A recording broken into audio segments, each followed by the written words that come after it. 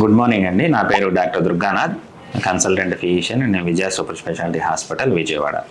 మనం ఈరోజు world diabetes day సందర్భంగా అంటే నవంబర్ 14ని వరల్డ్ డయాబెటీస్ డేగా సెలబ్రేట్ చేసుకుంటాం అనమాట. సో దాని పరంగా మనం ఈ వీడియో చేయడం జరుగుతుంది. సో డయాబెటీస్ అంటే ఏంటి అంటే షుగర్ అనేది నార్మల్గా అందరికీ ఉంటుంది బాడీలో. సర్టెన్ లెవెల్ కంటే దాటితే దాన్ని డయాబెటీస్ అంటాం. సో ఏంటి ఎంత లెవెల్ దాటితే దాన్ని డయాబెటీస్ అంటాం.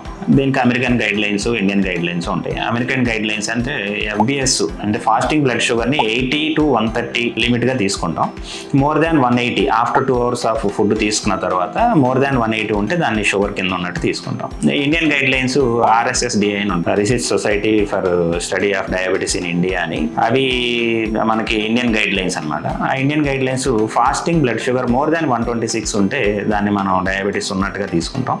అండ్ HbA1c లెవెల్స్ 5.7 నుంచి 6.4 ఉంటే ప్రీ డయాబెటీస్ లాగా తీసుకుంటాం as per Indian guide lines. And more than 6.4 ఉంటే డయాబెటీస్ స్టేజ్ కింద తీసుకుంటాం అనమాట. సో డయాబెటీస్ అని చెప్పిన తర్వాత చాలా మంది ఓపీల్లో మాకు ఏ టైప్ ఆఫ్ డయాబెటీస్ అండి, ఏ రకం డయాబెటీస్ వచ్చింది అని అడుగుతారు.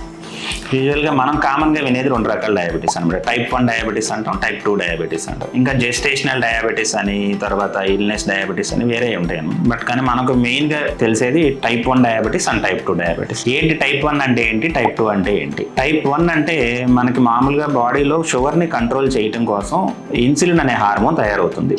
ఆ ఇన్సులిన్ అనే హార్మోను టైప్ 1 డయాబెటీస్లో ప్రొడ్యూస్ అవ్వదు. ప్యాంక్రియాస్ అనే గ్రంథి నుంచి ఇన్సులిన్ హార్మోన్ తయారవ్వాలి, అది తయారవ్వదు. ఎవరికైతే ఇన్సులిన్ తయారవ్వట్లేదో అది టైప్ 1 డయాబెటీస్ అంటాం. టైప్ 2 డయాబెటీస్లో ఇన్సులిన్ తయారవుతుంది కానీ సఫిషియెంట్గా, అంటే మనకి 100 యూనిట్స్ కావాలనుకోండి రిక్వైర్మెంట్, దానిలో 70 యూనిట్స్ 80 యూనిట్స్ తయారవుతుంది. 20-30 యూనిట్స్ డెఫిషియన్స్ ఉండొచ్చు. రెండోది 100 యూనిట్స్ తయారైనా సఫిషియెంట్గా వర్క్ చేయదు, ఇన్సులిన్ ఎఫెక్టివ్గా పనిచేయదు అనమాట. ఎక్కడైతే పనిచేయాలో అక్కడ సరిగా పనిచేయదు, దాన్ని ఇన్సులిన్ రెసిస్టెన్స్ అంటాం. సో ఈ 2 డిఫరెన్స్ టైప్ 1 డయాబెటీస్కి టైప్ 2 డయాబెటీస్కి.